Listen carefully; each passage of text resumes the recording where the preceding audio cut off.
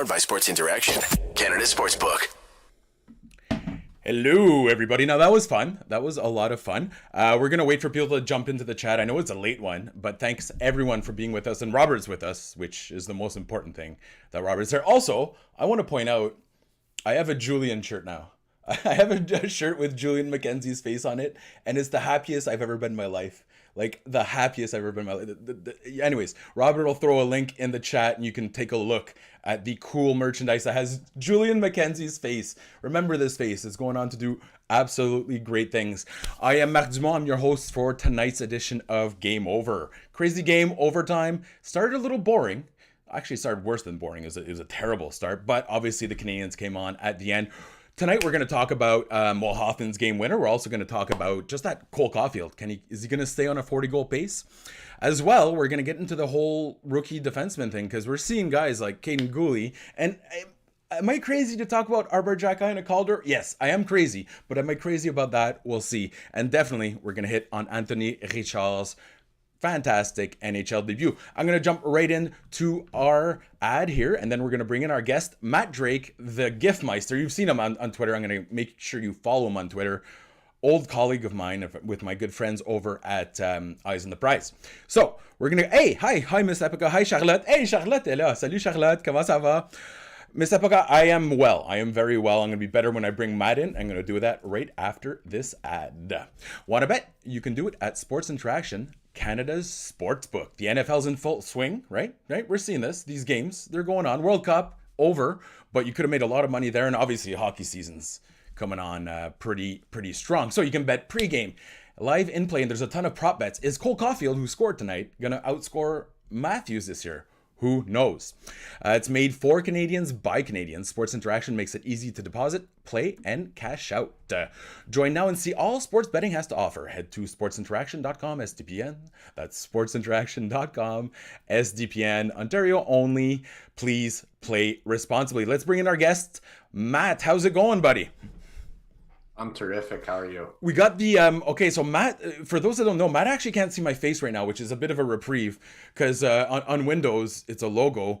We both have the toque, but Matt looks like a bûcheron, and I look like a hipster on like my land. Like, I look like someone you really don't want to hang out with.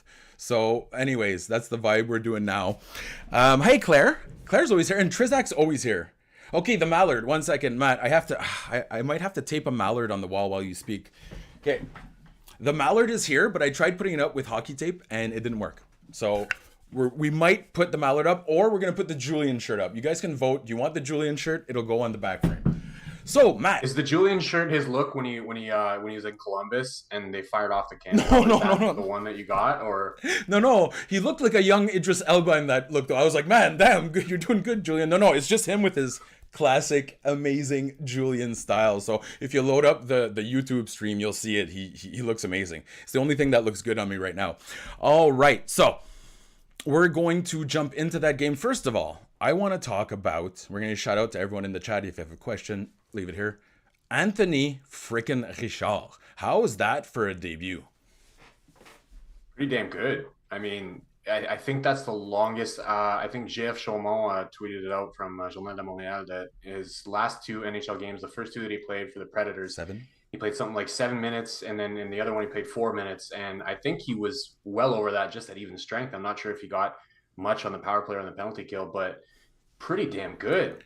I mean, that effort, right? I'm thinking you keep him in the lineup, maybe promote him in the lineup even at this point. I mean, you didn't have very much going for you in that game. And at even strength, he was one of the best players on the ice. You check natural stat trick right now, and I have it open. He was at 60% of even strength shot attempts while he was on the ice. And this is a game where the Coyotes outshot the Habs by a lot. By a lot. And out-attempted them by a lot. Mm-hmm. So the fact that he was doing that well at even strength, he almost scored too. I think Evans maybe put the puck in the net, and then if he had noticed that the rebound was coming right back to him, which of course, it came pretty quickly. You can't really blame him for missing that rebound. He would have had a goal as well. Mm-hmm. So, man, I'm thinking you got to keep him in the lineup and start thinking about promoting him too. There you go. We're gonna give another. Hey, Ghoulie Nation is here, Noah, and hey, what's up? It's X96MN. Couldn't come to a lot of shows this year. Well, no, you're here now, and so is Habs Gaming. All right, yeah, Anthony Richard, the speed, the intensity for a team that's getting sleepy, Matt. this is maybe a little. This is kind of like a Gallagher light. You know how everyone calls Raphaël Harvey-Pinard Gallagher light? I think Anthony Richard is probably a little closer, and he can get in your face, and he's faster. So this is a guy, in my opinion, I don't like seeing Slafkovsky fall down the lineup, but I think it was justified in this case. However, it's even more justified to take out an older vet and give Richard that spot, right? Definitely. I don't think you want to bump Slav down too much. I mean, I was talking about it the other day. I might want to walk this back, but I was talking about it on Twitter that, if they're going to put Anderson on that top line, maybe, don't do that and put Slafkovsky there instead. After seeing that game, I'm not too sure that he's ready for those top line minutes. It was a rough game for Slafkovsky, let's be honest. Yeah. It was a rough game. It's hard to say that he deserves a promotion at that point, but if he shot 100% deserves a promotion. I'd try him on that top line instead of Anderson, because we know that doesn't work. We've seen it plenty of times. I'd give him a shot. Yeah. What do you have to lose? I don't know. Yeah. I mean, it's a development year, right? You might as well find out what some of your younger players can and can't do, and give him that shot, see what he can do with it. I'm thinking also in Richard's case, listen, like we call him a prospect. You have 25 ans there. He's 25 years old. So there's a point where you kind of have to, and they're there with Ylönen as well in the AHL, where you kind of have to figure out what these guys have, right? And for this type of year, as you said, like Anderson doesn't work there. Let's be honest, Doc is the only thing that works, and that's what worked tonight, right? He gets back on the top line, and boom, they have scoring chances. But what happens when Monahan's out of the lineup and Doc's on the top line? The rest of the lineup's terrible. So this might be a nice little solution to cover that Monahan gap. Would you give him power play time? Because I mean, at this point, what's there to lose? I'd give him power play time 100%, and I'd give. I mean, the power play is horrible at this point. You might as well try any and every body that you have to see if something gets going, because right now you're getting nothing out of it. I mean, Cole Caulfield is doing all of his damage at even strength. He chips in with the occasional power play goal here or there when he gets a good look, but you don't have anything going. I would keep throwing new bodies on there until you find something that works, and then stick with it, because we know they're not making the playoffs this season. We know they're going to be in the draft lottery. They might actually have 2 picks in the draft lottery if Florida keeps going the way that they're going. And you might as well just try and find out. Like I said, try everybody everywhere and see what works, because once this team gets to the other end of the rebuild, having a power play that works is going to be super important. All the good teams, the teams that compete and make the playoffs, that win Stanley Cups, they have power plays that actually work. The Habs don't. So find out who can do it, who can't, and then stick with what works. And speaking of which, because there's a big Gooley Nation push in the chat right now, we're going to get to Gooley in the second segment, because we're also going to talk about Xhekaj and Harris and Kovacevic, the Habs' 4 best defensemen. Although Harris and Kovacevic had a rough night, but there's a pretty good point here for the whole. Let's go back to Richard real quick. Slafkovsky did have a rough game, and it got pointed out here, but the idea that the second that he has a rough game, his numbers drop mid game. That's the type of pressure you don't want to put on a first overall pick, right? Like that's the kind of pressure Kotkaniemi was under, and it cracked him. I really wish they'd show a little more patience in game with Slafkovsky. What's your opinion on his usage so far? I mean, I don't like him being on the 4th line. That was why I'd been arguing, let's put him up. If you're going to move things around, if you're not going to have Doc on that top line, then give it to Slafkovsky for a game and see what he can do with it, because you didn't draft him first overall for him to be a 4th liner. So do you really want to develop him on the 4th line? I don't think that's ideal. So I understand why they're moving him down in the lineup, to try and get a little bit less pressure on him, maybe a little bit less tough competition than he would typically get if he was playing with a Caulfield and with a Suzuki.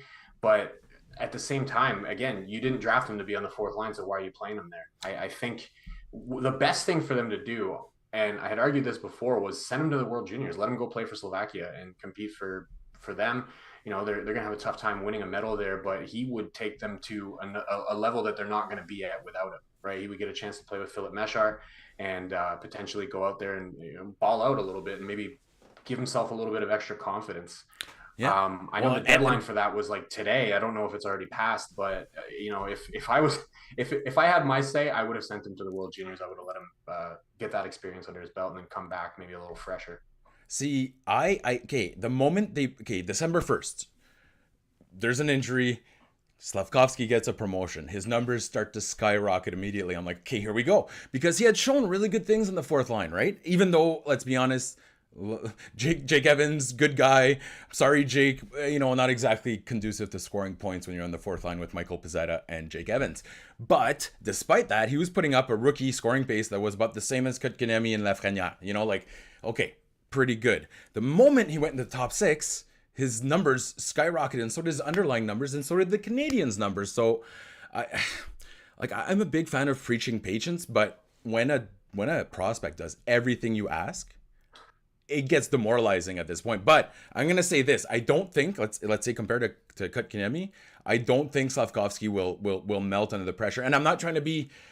I know that sounds horrible for Kotkaniemi. Some people thrive under pressure, others don't, and that's fine. That's absolutely fine. And Kotkaniemi did not love the pressure. I think Slafkovsky can handle it a little better, right? It seems that way. I mean, he's gotten rocked a few times, and the one thing is when you see a young player that gets hit the way that he has, is can they figure out how to avoid that, right? And working with Adam Nicholas, we've already seen a difference in him keeping his head up a little bit more, keeping his wits about him, and every time that he's gotten rocked, he pops right back up, gets back into the game as best as he possibly can, and ends up playing reasonably well, especially given that he just took such a hard hit. So the fact that he's dealt with that. Okay. Yeah, it's worrisome. Yeah. But the fact that he's dealt with it and that he's come back from it and that he's working to improve it, it tells you that, he kind of can see the spotlight that he's under and he knows what he needs to work on and he's working on it. So, I don't think he's going to crack under the pressure. I don't think it's going to be another Kotkaniemi situation. I mean, I certainly hope nobody offer sheets him some ridiculous number in the $6 million is immediately coming off of his entry level contract and puts us in a position, or puts the Habs, rather, not us, in a position where they have to either match it or not match it. But, I don't think it's going to end up in the same situation. I think the production is going to come. I think it's a matter of figuring out a configuration to the lineup that actually allows him to have those good underlying numbers, to have those good games without having to bump him back down to the fourth line every time something doesn't go ideally well. I'm thinking that the trade deadline will probably clear that up, but you just don't want to burn that much time. Okay, yes, Denis, we were just talking about Anthony Richard. That was our whole intro. Okay, to recap, man, he's fast, man, he's intense, he's got a sneaky shot, and me and Matt and I agreed that he stays in the lineup at this point, and maybe even you give him a look a little higher in the lineup. Okay, good point here by Paper Dolls. And this is a distinction. Today I made a joke about Slafkovsky. He needs to keep his head up. I was really just going after Harry Kane, because anytime I get to insult the Spurs, that's I'm happy. But it wasn't him keeping his head down, but it was a lack of situational awareness. Let's put it that way. So I think when we talk about head down, I think it's more of being aware of what's on the ice in Slafkovsky's case, and that takes time. And that takes that if he makes a mistake, he's got to stay up there in the lineup. So again, to finish it all off, I really wanted him to stay in Montreal instead of going to Halifax, but that was with the caveat that he stays in the top six. So if he's back in the bottom six, it's not too late, by the way. They could officially send him.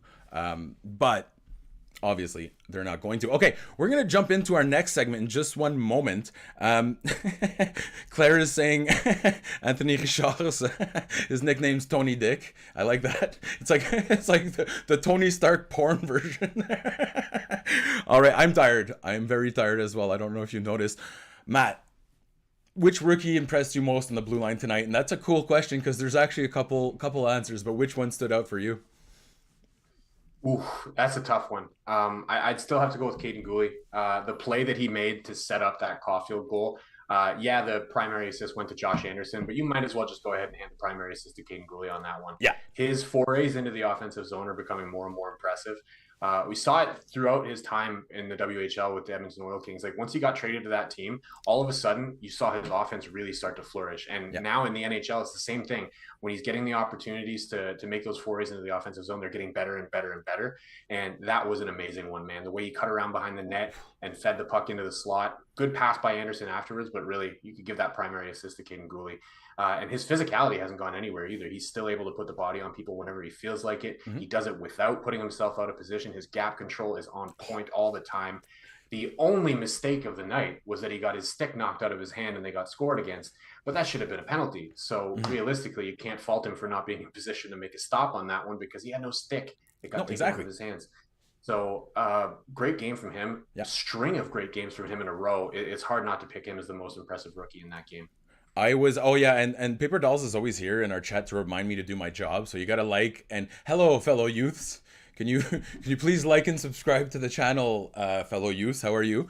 I'll say this: Goulie's most impressive play to me, and not to sound like that contrarian, but was shorthanded at one point. He joined the rush, created a high danger chance, and then he got back in position before the two forwards that weren't as deep as him. You know what I mean? Like that's smart positioning. That's his gap control was perfect on a shorthanded rush.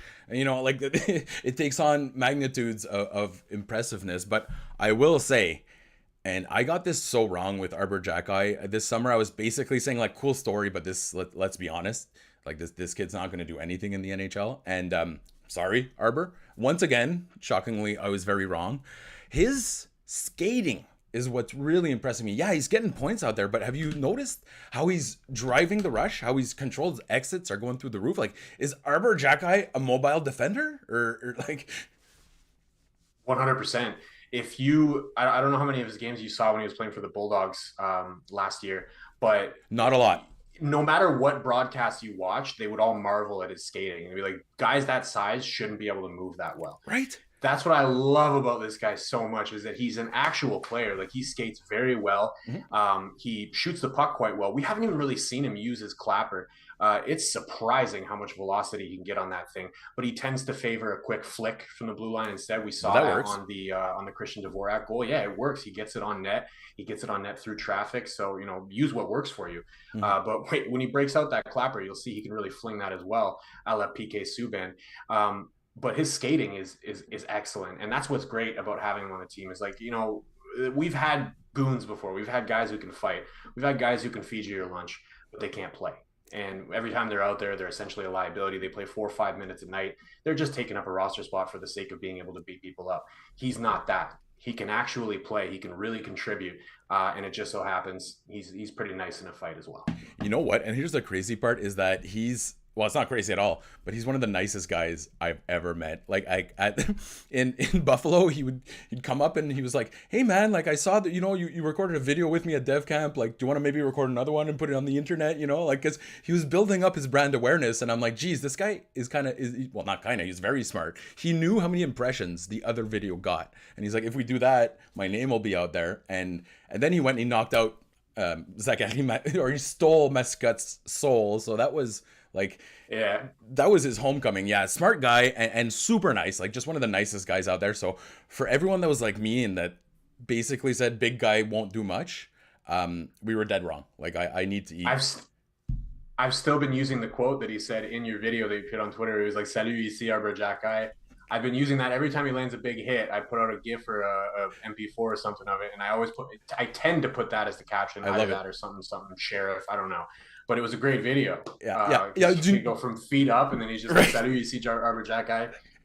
It's just, and you know, seems like such a nice guy. He's such a nice guy, and this is how smart he was. He's like, "Hey, how about this time we do it in French?" And he's like, "Can you teach me just real quick?" Like, I just had to just throw him a couple lines, but he's like, "Yeah, absolutely. I'd love to do this in French so that the French fan." And I'm thinking, as a francophone, I'm like, okay, comme il a l'affaire là, like he understands the market. So it's Ben, and he's leading all rookie defensemen in scoring. Like he's getting even strength points. I think he might be right behind Goulet and Harris for total even strength points. It's been just like, okay, when do we start the Arbor Jackeye Calder discussion? That's where no, but honestly, all jokes aside, his underlying numbers are great. He's putting up goals. He stole Cassian's soul. What more do you want from a rookie? If it was a fan vote, you know he'd be like way up there, up there. I think it's not. It is a little crazy to suggest that he could win the Calder or that he'd be in the conversation. I think Goulet's a more likely candidate from the Habs to be in that conversation, albeit maybe not win it. But when you look at Jackeye's numbers, it's hard to deny that he deserves to be in a similar conversation to Goulet. I mean, again, if it was a fan vote, I think Habs fans would push him in there, no problem. Like Mike Komisarek at the All-Star game, right? Yeah, like Mike Komisarek at the All-Star game. And like, who else? There was like Pierre Dagenet. Okay, our chat wants some, and I know you're going to be able to do this, a little bit of It's Noel always asks, because I think I traded Montembeault in like the first game over this season, so we're going to give Montembeault some love here. Like, I mean, Matt, did you expect this from, not just tonight, from him this season? He's been one of the better goalies in the NHL. Yeah, I don't have the numbers in front of me, but I know his goals saved above expected were like top 10 in the league, and Yeah, I think yeah, they he was hovering probably around still like are. 8 or 10 goals saved above expected, which is ridiculous. After that game, it's got to be a little bit higher than it even was. I mean, Samuel Montembeault is not a guy that you ever would have picked to be a potential, starter, like workhorse goaltender in the NHL. Right? But the way that he's played this year, you got to wonder if there's a possibility. Everybody knows goaltenders are weird. They Yes, don't they have the same develop development late. curve as any other player, Hmm. right? Look at Tim Thomas's career arc. Right, the guy ends up winning a Stanley Cup, and when he was Samuel Montembeault's age, do you think anybody was saying, "Yeah, Tim Thomas, that's our guy. We're going to win a No, Stanley Cup with him Binnington at the was in the helm"? ECHL right at his age, if I remember correctly. So Yeah.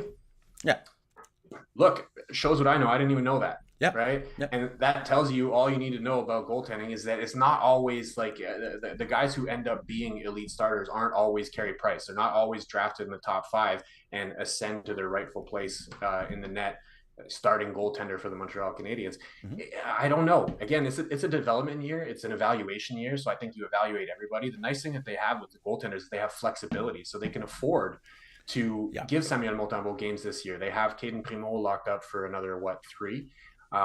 Jake Allen's locked up as well. So they've yeah. got flexibility that takes them to a decision point there.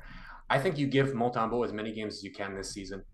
You see what he can do. And if he keeps this up, then he potentially earns the right to continue to Yeah, audition for that role. And man, the way he's played, it's hard to deny him. Like lights out. honestly, when they play some of the tougher games, I would almost rather see him than Jake Allen at this point. Like, I mean, I think Jake Allen's been really important for the Habs, especially that playoff run. I mean, I know he wasn't in the playoff run, but Yeah. without him, they don't get to the playoffs, right? So they don't get to the Stanley Cup final. But Samuel Montembeault, let's be perfectly honest, has outplayed him significantly. And if it was a meritocracy, then he'd be your starter right now. Now, obviously, that goes contrary to the tank. He's like what do you call those metal things there that stop tanks there though?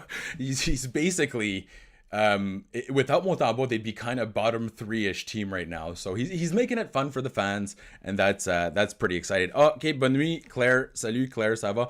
They're saying right now that the chat they're comparing it to football as well, and that is a pretty good. We always thought goalies should be better earlier, but statistically, like in football, you're peaking around like 28ish, 30, which is very old. Um, in hockey, it's actually close to 26, 27 is the peak year for most goalies. So technically speaking, like forwards is 23. For goalies, he hasn't reached his prime yet. So it'll be interesting to see what he can do. I'm saying trade Jake Allen at the deadline at this point. And again, I know I trade everyone, but why wouldn't you, right? Why wouldn't you go see what he can get? And I'd been saying that last year as well, and I was surprised that they didn't. Right? There are teams out there that could absolutely Oh, use a teams Jake called about Allen, Jake but Allen. I know this for a fact. Yeah. right. And why Maybe wouldn't you even a take team what's at on the maybe even table? a team in Ontario. I'm just saying. I'm not to throw rumors out there, but it happened. Yeah. Well, I think we have a pretty good idea. Well, I at least have a pretty good idea of who you're referring to Yeah. there. But look, it's with the flexibility that they have at the goaltender position, they can afford to trade one of them, right? If your best offer is for Jake Allen because he's got that established Then starter you caliber pull the trigger. to him, then you pull the trigger, right? You need all the assets you can get. And I don't think anybody in their right mind is going to say, well, no, we're going to hang on to Jake Allen and he's going to be our starter at the tail end of the rebuild. By the time you see that light at the end of the tunnel, Jake Allen is going to be, leaving his prime, right? So you might as well give him that opportunity. I think he's earned the opportunity to go to a playoff team and get that and get the chance to go and compete for a Stanley Cup. And the Habs can't afford to say, no, we're not going to take these assets because we want to hold on to him and hope that he's going to be there when we hit that light at the end of the tunnel. So, yeah, I'd let him go at the deadline. Send him to a contender, give him that shot, and if it's Toronto, it's Toronto. I still hope they don't win the cup. I never said it was Toronto. It was Toronto. So yeah, and they're saying here, big quick question. I honestly I think, and they're asking in the chat if Allen is worth more now or at deadline. I think the risk is that if you get by the deadline and he's won 9 of his 30 games and his save percentage is 875, I think the risk there is that you actually kind of tank his value. So like hard to predict, and teams get desperate at the deadline, but you rarely see goalies move at the deadline. So if I'm the Habs, I'm picking up the phone on him, on Josh Anderson. No, I'm not gonna start trading absolutely everyone right now. Okay, we're gonna go to our last segment in just one bit. Again, shout out to everyone in the crowd. Like, thank you so much for being with us. This is pretty darn cool. Coming off a big win, we talked about Anthony Richard. We talked about the Goalie Jack-Eye experience, and now we're going to talk about Cole Caulfield because he's on pace for 40 goals. So in this potentially miserable season, you have a hell of a... who's the last guy to score 40? Mats Naslund? Vincent D'Anfous. Oh, or no, Stéphane... Okay, yeah. So it would have been D'Anfous, Richer, and then Naslund. Sorry, I don't know why I don't know why I skipped those two, but it's been a long darn while since we had a 40-goal scorer. Yeah. Does he do it? Yeah. I've been saying, I said it before the season even started. I was like, this is the year he's going to get to 40. Honestly, if they figured out the power play, he would hit 50. That's the craziest part. I don't think he's got what, like 3 power play? Like, it's terrible. He has almost no power play goals. Yeah, if they had a functional power play, not even, I'm not saying a top 10 power play, just middle of the pack power play. He'd be kissing 50 this season. Or historically not the worst in the league over the last 5 years. Something like that. Yeah. You know what? Something better than, like the worst in the last 5 years. So we were talking about... That's about all they would need. Subban, because they're going to honor him. But then for some reason, the conversation on Twitter went to Markov, who I love. Big fan of Andrei Markov. The power play has been total shit since the moment Andrei Markov left the team, and that's not a coincidence. Andrei Markov papered over a lot of issues. He made millionaires out of Komisarek, Surrey, Straight, who else? Marc-André Bergeron, Michel Therrien. He helped Subban increase it. Like, he made about $400 million for other players, and it's no coincidence since then they haven't had a power play quarterback, which is my argument, and I know everyone wants to see Gouli there. I'd like to see Jordan Harris on the power play. What do you think about that? I love it. He's got no shot. He's got no shot, but he's gonna move the puck. Try everybody, right? Like, you don't necessarily need to have a guy back there with a shot, right? First of all, let's do away with the 5 forwards thing completely and forever, and never go back to that. Right? Which is such a shame, Matt, because I love 5 forwards. I was so excited that St. Louis was doing it. Ugh, it's crap. It's total crap. You do need a quarterback, and generally speaking, the general is kind of the mold of what you want. And Andrei Markov wasn't always, firing off big shots on the power play. His specialty move, most people who watched him back in the day will remember, was sliding in on the back door where nobody saw him coming. Sneaky, and then somebody throws a pass across. My dream would be to somehow get back to the day when Saku Koivu used to be the one throwing that pass across to Andrei Markov. Like, a lot of magic happened there. Yeah. And they had Surrey at the time, who was that decoy. But hey, I mean, yeah. It was vision in his case. And what Markov did is that he made goalies move. When you watch a power play now, the goalies aren't moving. Like the goalies might as well do their taxes while the Habs are on the power play. It's And at this point, do you fire Alex Burrows? Because, I mean, he's been terrible on special teams, but the issue predated him. So, whose fault is this? I would have fired him last season when they fired Dominique Ducharme. I think I wrote about that a few different times last year, actually. Really? But, everyone loves him, though. That's the tough part. Everyone loves him.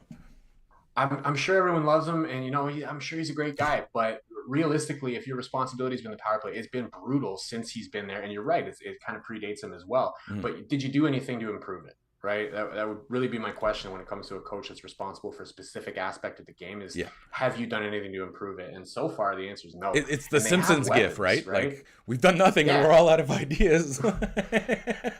They have weapons is my issue, right? Like you mentioned Harris. I mean, Harris, no, he doesn't have a shot, but why aren't you trying him there? But he can move the puck.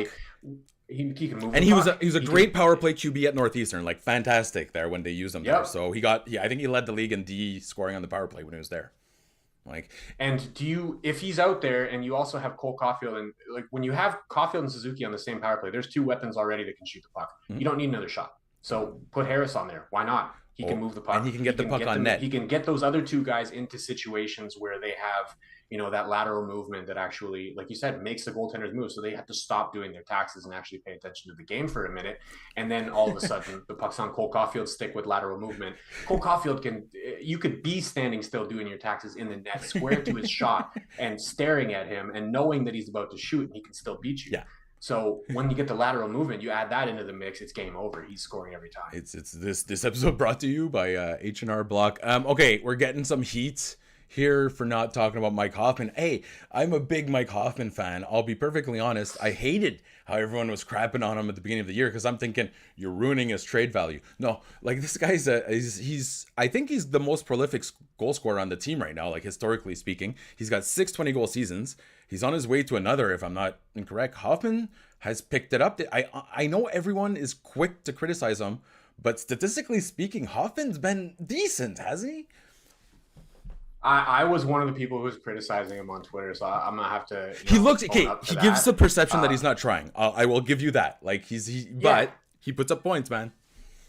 But lately he's been pretty solid. I don't have any complaints about him. And I was one of the guys that was looking for complaints about him early goings of the season. So, I mean, I got to admit, lately he's been quite good. Yeah. Obviously, that goal in overtime there, just a snipe. I mean, it wasn't your standard 3-on-3 OT goal either. It was on a rush, through a little bit of traffic. Like there were some bodies in the way there as well, and he still managed to snipe it. I mean, he can put the puck in the net. He knows how to score. That's it. Yeah. I would trade him too, though. I don't drive him to Pierre-Éliott Trudeau there tonight. No, but this is good for the trade value because you're looking at guys like Monahan. Monahan's gone, in my opinion. Well, not my opinion. It's pretty much confirmed this guy's gone at the deadline. You're wondering, are you going to be able to move guys like Armia, or not Armia? He's expiring, but guys that have an extra year left, and that's Hoffman. If he picks it up a little bit, I think you might get some healthy return for him on the trade market right now. From what I hear, and it's everyone's looking for a center, but Hoffman's probably one of the best wingers available, so that could be interesting. Okay, they're asking what does he fetch at the deadline. Matt, what's your prediction for Hoffman if he goes? I think the only problem with Hoffman is the additional time and what he's currently at is that they're going to have to eat salary. He's got another 4.5 next year. He's got another 4. I think it's 4.5, 4.25. I can't remember. I'd have to go double check, but it's in the 4s, which means they're probably gonna have to eat salary to move him, and that means they're eating that salary next year as well. But if they eat the salary, right? If they eat say 50%, they go to the max. Maybe they could fetch a first rounder for him. You heard it here first, and if it doesn't happen, we never heard it at all. They're talking about here. There's a great question in my chat. I just lost it because I'm an old man. Let me find this real quick. Hold on. Old man scrolling. Okay, yeah, exactly. They talked about Ben Sherratt and the story in Montreal, and this is Noel that brings it up. We knew he was a bad defender, let's be perfectly honest. He still fetched one of the best returns in the history of the franchise. Now, it's a defenseman. It's different, but goals go for a lot at the deadline, so we'll see how it goes. Hey, Joe the Snoop is... Oh, and Sydney. So you're in Australia? Okay. So this is how it feels for you to watch hockey? You're up at crazy hours? Because it's 5 o'clock there. I guess it's annoying when we complain about it, right? Like, oh, we're so tired. Good on you for watching hockey. We're going to wrap it up fairly shortly. In the end, Matt predicts easy 40, right? For Caulfield? Maybe 50 if you had a power play. Was that it? He's crossing 40. I will be stunned if he doesn't cross 40.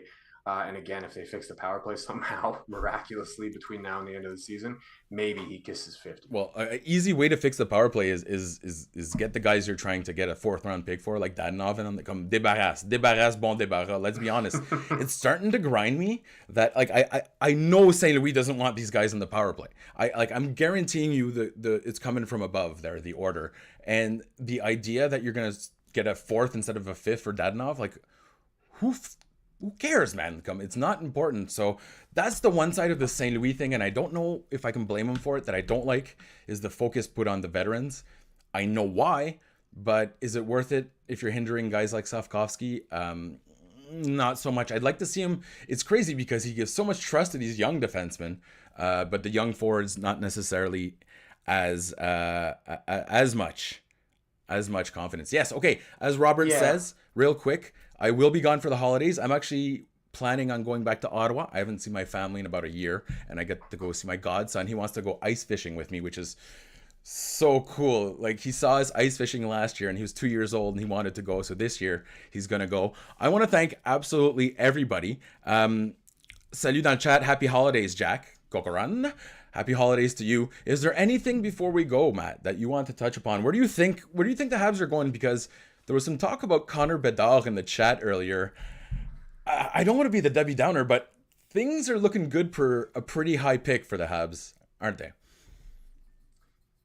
They are, and I don't know if anybody caught the pre-tournament match that Canada played against Switzerland earlier today, but man, Connor Bedard was something else. Those passes, like. Il y a des pires choses dans la vie que être en dernier rang puis avoir une chance à Connor Bedard. So, ouais. I salivate at the idea of getting Connor Bedard.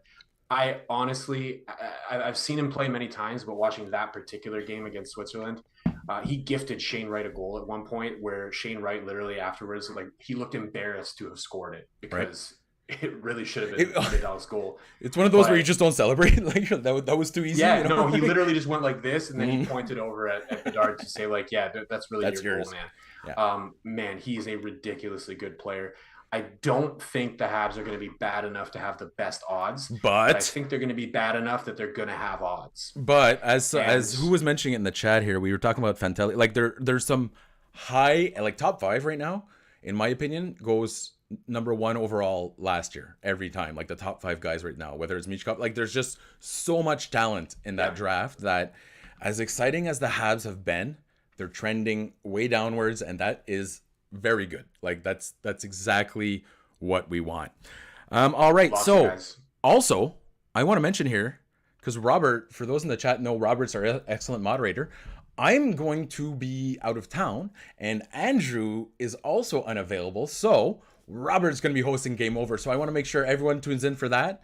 What is it? It's Wednesday's game, Robert? Either way, he's going to be hosting Game Over. It's going to be great. I'm going to be tuning in from a forest with my phone, and make sure to tune in for that. Again, like everything, smash subscribe, or else Steve Dangle will chuck coal in my face. It's not a Christmas thing. He's just really mean. You guys don't know this. He gets really mean and he throws coal at people. I want to thank everyone in the chat. Miss Epica, Noel, Trizak, Paper Dolls, Robert, 96 millimeter. Is that it? 97? Are you big Jagger fan? And Paper Dolls, everyone that always comes. Joyeux Noël. Happy Hanukkah, happy holidays. Matt, thank you so much for joining us. Where can we find you? Well, you can find me at www.habseyesontheprize.com. That's where I do most of my writing. We also have podcasts available. We're only in audio format, though, so you can find them on Spotify or on Apple. Nobody needs to look at this mug any more than they have to. I'm telling you, you got the better toque thing. Like, I've been fidgeting with my toque all night. I'm trying to make it look cool like yours, but I don't got it, man. I shaved right before I came on, so I don't look as cool as you. I shoveled my driveway twice today, so I was like, you know what, I'm not gonna take the toque off because my hair probably looks terrible underneath it.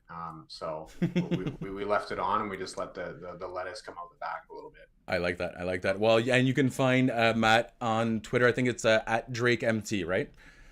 Correct. Perfect. And so go to Habs Eyes on the Prize. I used to work there. Great people, fantastic information. Go check out Matt on Twitter. And Robert reminded me, because I forget everything, that it's Friday that he is hosting. So make sure to tune in for that. Joyeux Noël, tout le monde. Joyeux Noël, Noël.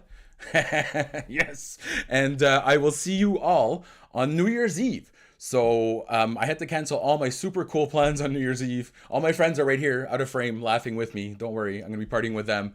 I'll see you on New Year's Eve for the Capitals game. But in the meantime, tune in for the next Game Over following the next Habs game. That's it for me. That's it for Matt. Joyeux Noël, tout le monde. Game Over! Powered by Sports Interaction, Canada Sportsbook.